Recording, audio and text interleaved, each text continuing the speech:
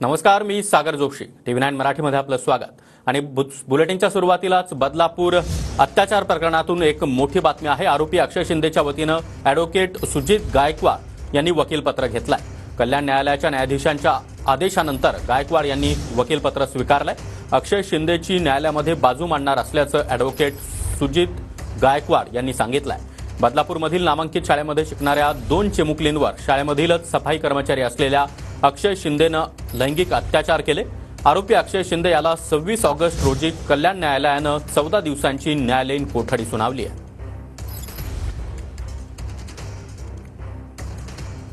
तर महत्वाची बातमी आपण पाहतोय. आरोपी अक्षय शिंदेचं वकीलपत्र आता ॲडव्होकेट सुजित गायकवाड यांनी स्वीकारलंय.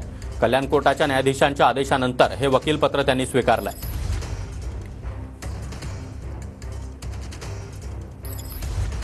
तर आरोपी अक्षय शिंदेच्या वतीनं ॲडव्होकेट सुजित गायकवाडनं वकीलपत्र घेतलंय. कल्याण न्यायालयाच्या न्यायाधीशांच्या आदेशानंतर गायकवाड यांनी हे वकीलपत्र स्वीकारलंय. अक्षय शिंदेची न्यायालयामध्ये बाजू मांडणार असल्याचं देखील ॲडव्होकेट सुजित गायकवाड यांनी सांगितलंय. बदलापूर इथल्या शाळेमध्ये शिकणाऱ्या 2 चिमुकलींवर सफाई कर्मचारी असलेल्या अक्षय शिंदेनं लैंगिक अत्याचार केले होते.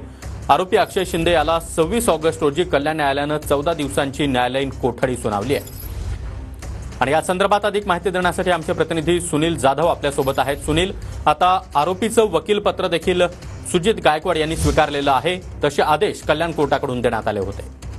सागर, अगदी बरोबर आहे. आपण पाहायला गेलं तर एखाद्याची केस कुणी लढत नसेल तर न्यायालयाच्या आदेशानंतर लिगल ऍक्ट प्रमाणे त्याला न्यायालयाकडून कुठला तरी वकील दिला जातो. अशाच प्रकारे सागर या ठिकाणी जे आहेत बदलापूर चिमुकली अत्याचार प्रकरणामध्ये आरोपी अक्षय शिंदे यांच्या वतीने आता ॲडव्होकेट सुजित गायकवाड हे आता वकीलपत्र घेणार आहेत. न्यायालयाने त्यांना आदेश दिलेले आहेत. न्यायालयाच्या आदेशानंतर या ठिकाणी वकीलपत्र कल्याण न्यायालयामध्ये त्यांनी दाखल केलेले आहेत. एकंदरीत पाहायला गेलं तर 26 तारखेला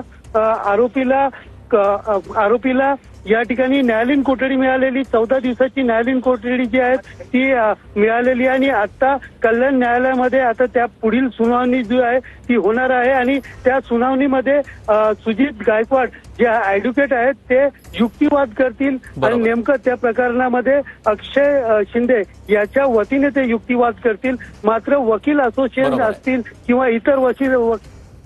नक्कीच सुनील, धन्यवाद तुम्ही दिलेल्या या सविस्तर माहितीसाठी.